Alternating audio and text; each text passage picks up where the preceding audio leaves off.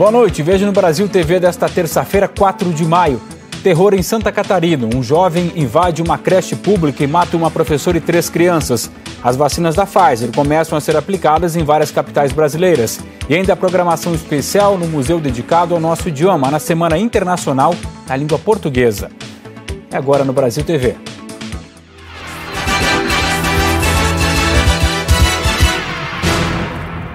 25 cidades paulistas enfrentam falta de vacinas contra a Covid-19. Na região metropolitana, a situação mais preocupante em Cajamar, que há 2 semanas não está mais aplicando a segunda dose em quem recebeu a Coronavac. Na capital, quem procurar alguns postos de saúde também vai ter dificuldade para ser vacinado. Hoje de manhã, o Raimundo saiu da UBS Água Funda, na Zona Sul, com a segunda dose no braço. Ele recebeu a primeira dose da Coronavac em 14 de abril. Ontem, ele veio à unidade, mas não tinha vacina. Ontem falou assim, aí o senhor vem aí amanhã, das 9 às 10, que acho que vai chegar a vacina aí amanhã. A procura pela segunda dose se repete em outros pontos da capital. A Adriana é professora e já recebeu a primeira dose da Coronavac.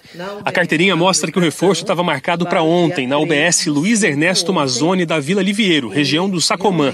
O que recebeu foi a promessa de que as doses chegariam hoje. Também liguei no Parque Bristo e também liguei na UBS do Ipiranga. As duas também informaram a mesma coisa, que não tinha a Coronavac, a vacina para ser administrado, e que eu aguardaria hoje. Na região central, mais reclamações.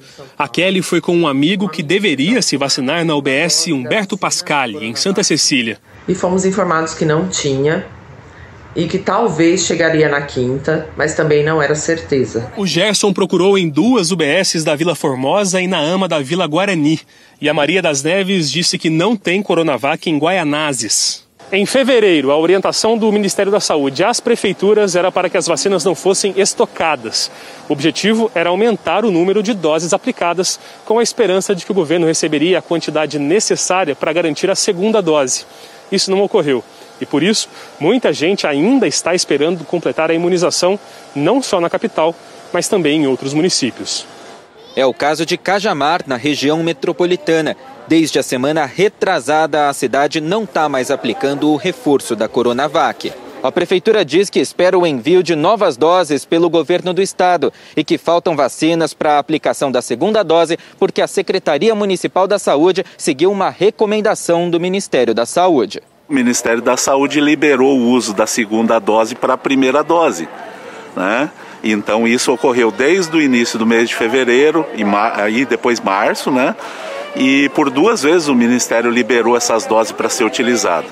Enquanto isso, nos últimos dias, a rotina do seu João se resume a ir de UBS em UBS na esperança de encontrar a segunda dose. Hoje de manhã, tentou de novo e mais uma vez foi embora sem receber a aplicação. É demais, pô. Toda cidade do interior aqui do lado tem, Franco tem, Morato tem, Santana tem. Quem tomou aqui não pode tomar em outro lugar.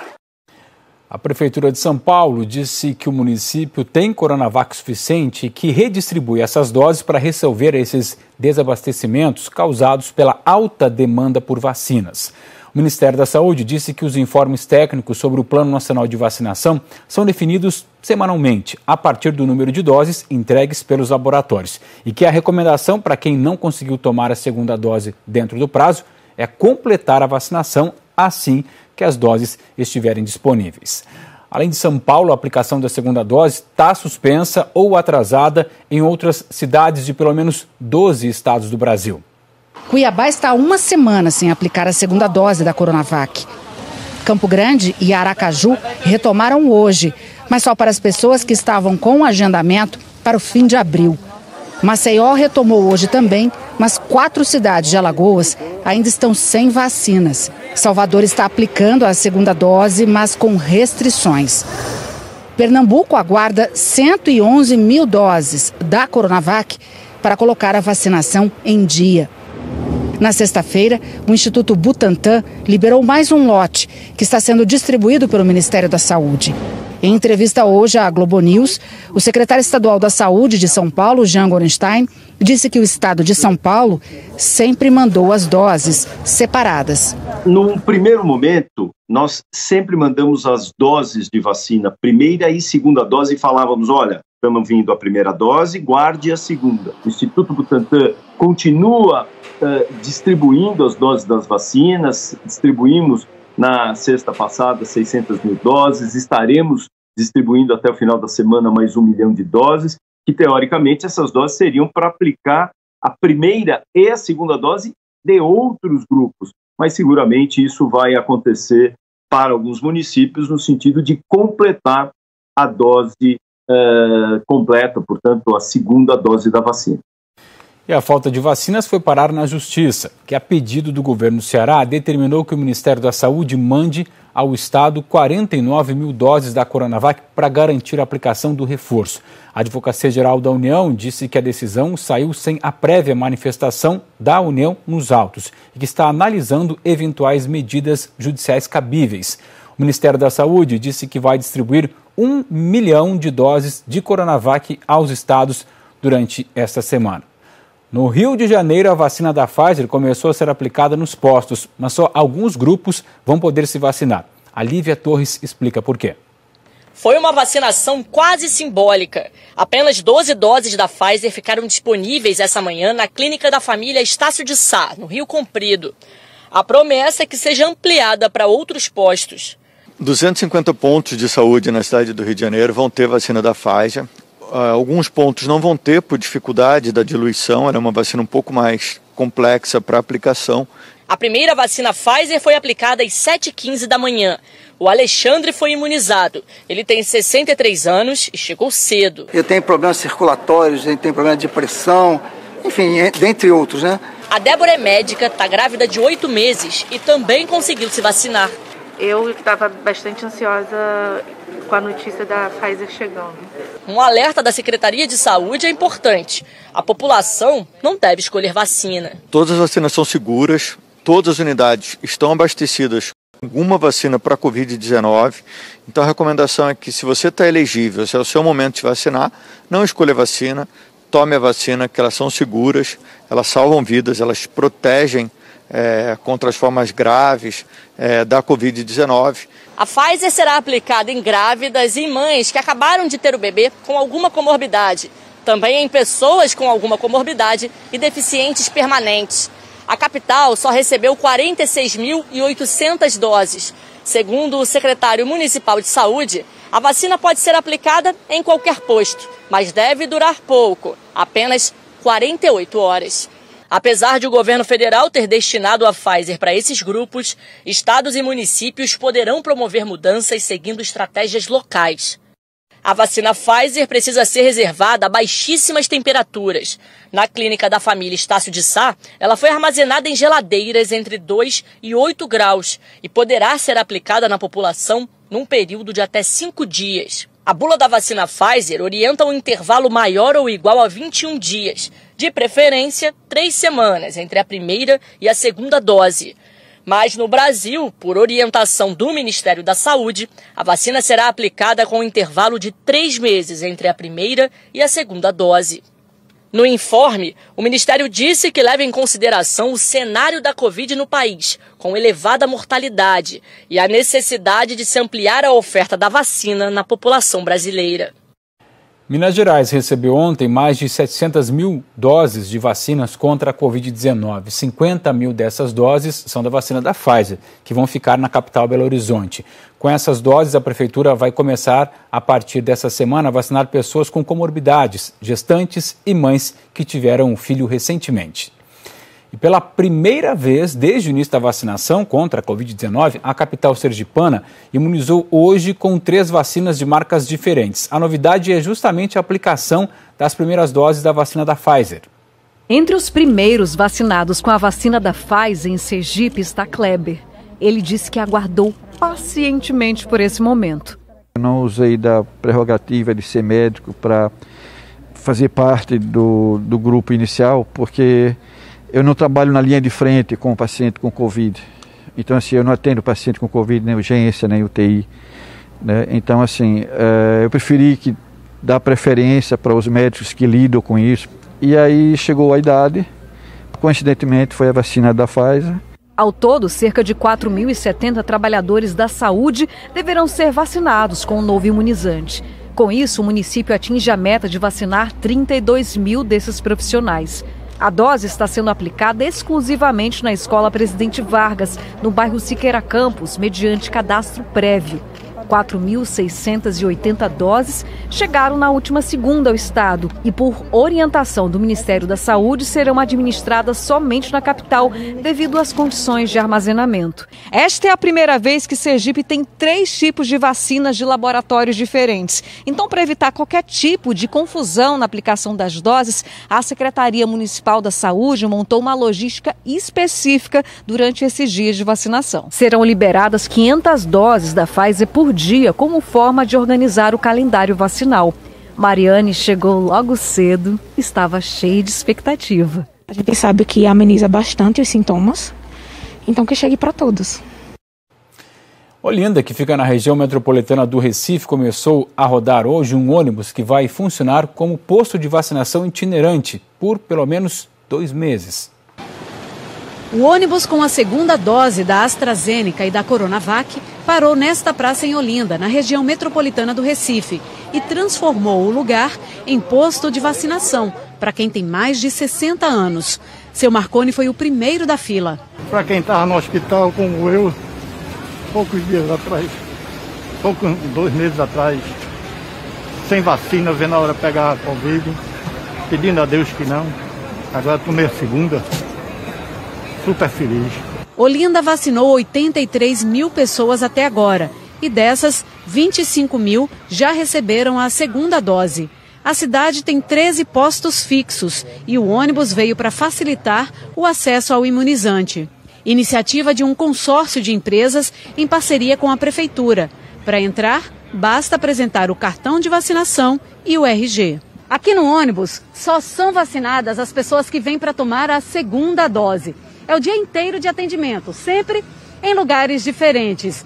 Com esse posto itinerante, as vacinas chegam mais perto de mais comunidades. 8 mil pessoas já deveriam ter tomado a segunda dose e estão atrasadas. E especificamente no público de AstraZeneca, né? Porque o prazo é maior, são 12 semanas, acaba o idoso esquecendo da vacinação. Então o intuito e o objetivo do Expresso Vacinal Olinda é justamente para isso, para a gente estar indo até a população para estar facilitando a segunda dose. É com vacina e consciência que a população se protege da doença. Vou ficar tendo meus cuidados, né, de máscara, álcool, aglomerações que eu não vou estar, e pedir a Deus que proteja a mim e a todos nós. A Polícia Federal e a Receita Federal deflagraram hoje uma operação para combater o contrabando de bebidas alcoólicas em Mato Grosso do Sul. Martim Andrada. A polícia diz que esse esquema criminoso funcionava basicamente com a obtenção de benefícios fiscais para exportação da bebida alcoólica, grande parte cerveja. Só que, na verdade, a cerveja ficava e era vendida aqui no Brasil. A Receita Federal e a Polícia Federal identificaram, inclusive, empresas que emitiram notas fiscais com o objetivo de amparar o transporte em território brasileiro dos produtos contrabandeados do Paraguai. No mês de dezembro, por exemplo, houve uma apreensão grande aí de um carregamento de cerveja aqui na região de fronteira, que deveria ser destinado para exportação, mas acabou sendo transportado para a capital de Mato Grosso do Sul, Campo Grande. A Justiça determinou busca e apreensão em 6 endereços e os mandados foram cumpridos em Campo Grande e aqui em Ponta Porã, que fica na fronteira com o Paraguai. Essa operação se chama Zabásios, que faz referência ao deus da cevada e da cerveja, de acordo com a mitologia grega. Veja a seguir, um ataque a uma pré-escola terminou com mortes em Santa Catarina. Um jovem invadiu uma creche, matou uma professora e 3 crianças com um facão. E ainda, a Justiça Federal suspende o concurso da Polícia Rodoviária Federal, que estava marcado para o próximo domingo.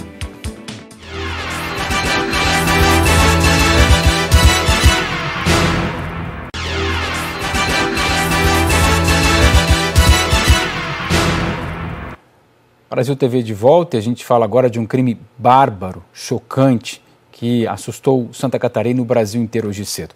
Um rapaz invadiu uma creche municipal, esfaqueou e matou 3 crianças, uma professora e uma funcionária. Isso foi na cidade de Saudades, que fica no oeste do estado de Santa Catarina. A Fernanda Moró tem as informações.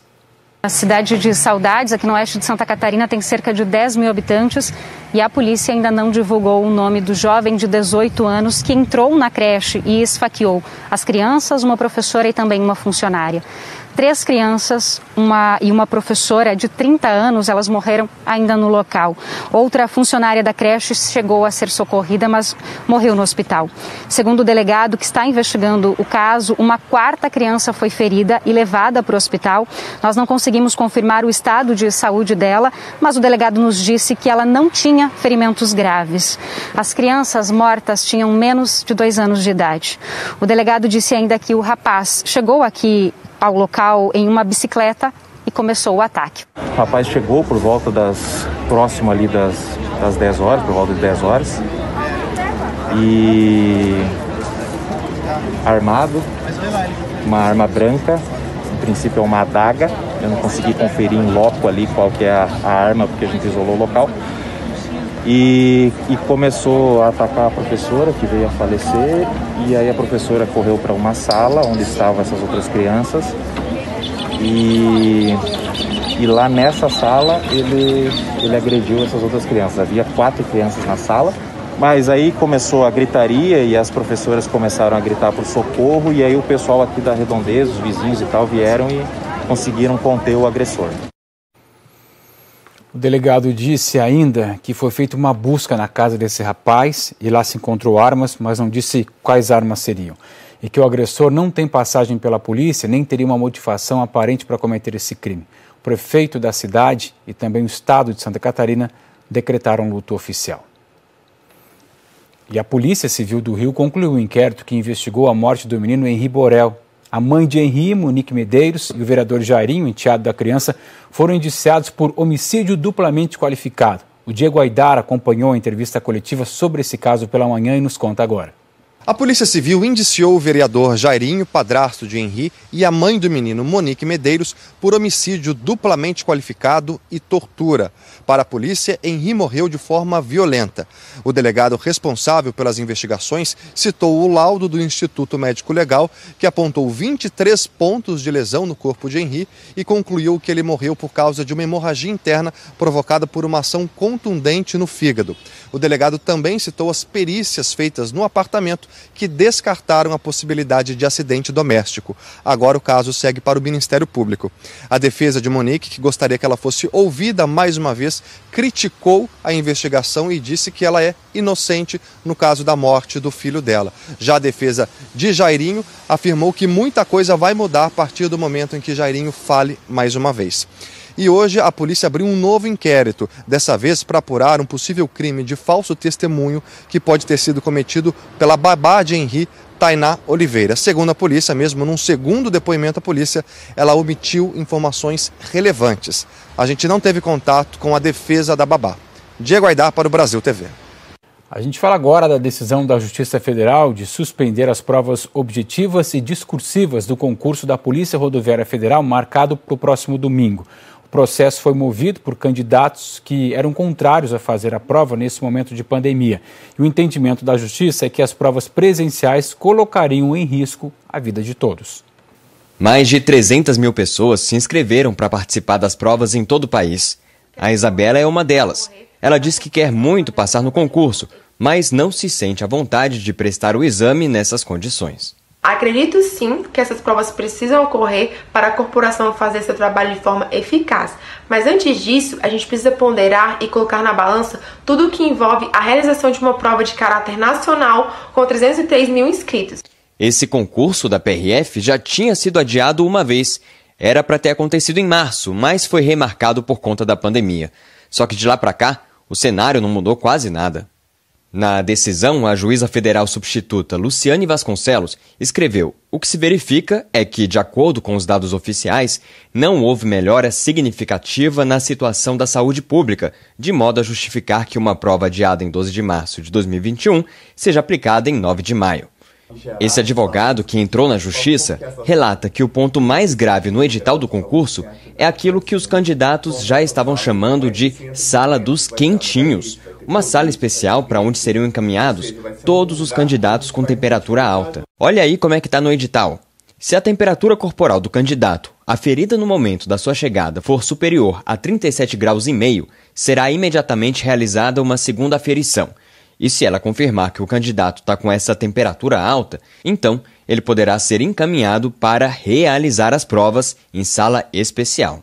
O edital previa também que quem confirmasse que testou positivo para a Covid não poderia prestar o exame. Foram feitas várias enquetes na internet e os candidatos, mais de 80%, falaram que se tivesse Covid não iriam informar isso pro fiscal. Então eu penso, é razoável uma prova dessa? Na decisão, a juíza criticou a ideia. Segundo ela, não é aceitável que as autoridades federais, como a PRF, que deveriam zelar pela saúde das pessoas, tomem medidas que possam piorar o cenário da Covid.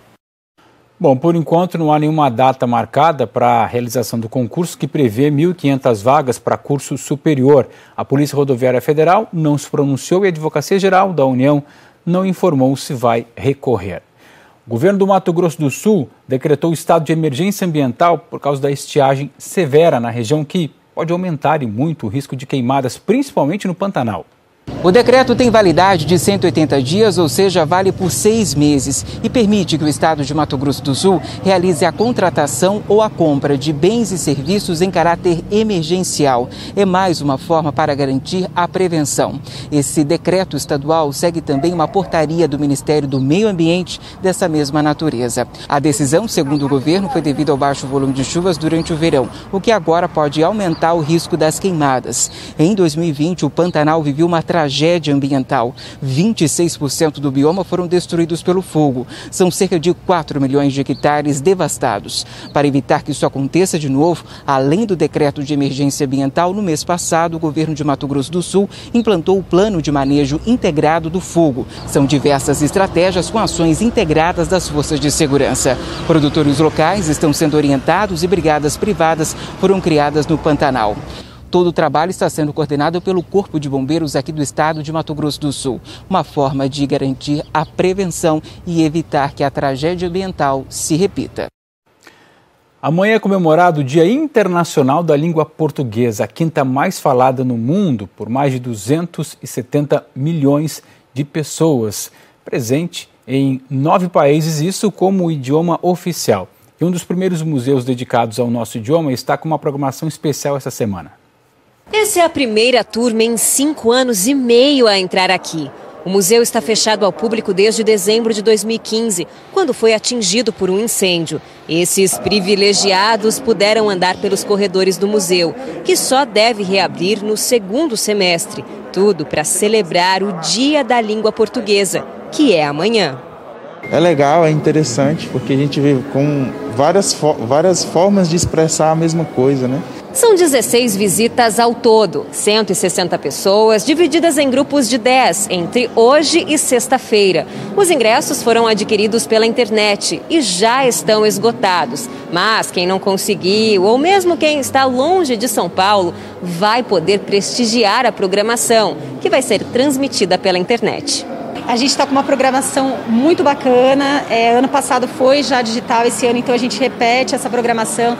A gente tem aí convidados como o Tom Zé, vamos ter a Betânia, vamos ter o Visnick, conversas assim super bacanas sobre a língua portuguesa. A exposição aberta hoje reúne peças de artistas, muitos anônimos, espalhados por todo o país. E é só uma prévia do que serão os outros andares. Ele é um dos primeiros museus do mundo a tratar desse tema, né? Da língua portuguesa como o centro, né? Nesse período em que se coloca em xeque até o significado de algumas palavras, reviver a nossa língua portuguesa com toda a sua diversidade é um privilégio. Tudo começa na palavra, né? Na forma da comunicação, que é uma coisa que ultimamente falta bastante, né? Então, que isso sirva que aqui, assim como em tantos outros museus e tantas outras formas de arte, sirva como um caminho para uma reflexão e melhores atitudes.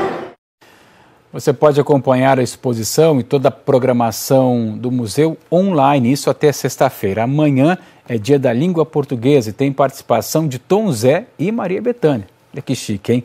A reconstrução do Museu da Língua Portuguesa é uma iniciativa do governo do estado em parceria com a Fundação Roberto Marinho e tem como patrocinadores a EDP, o Grupo Globo, o Grupo Itaú, Sabesp, Governo Federal, por meio da Lei de Incentivo à Cultura. O Brasil TV fica por aqui, te lembrando que o Jornal Nacional começa às 8h30, pelo horário de Brasília. Para você, uma boa noite e até amanhã.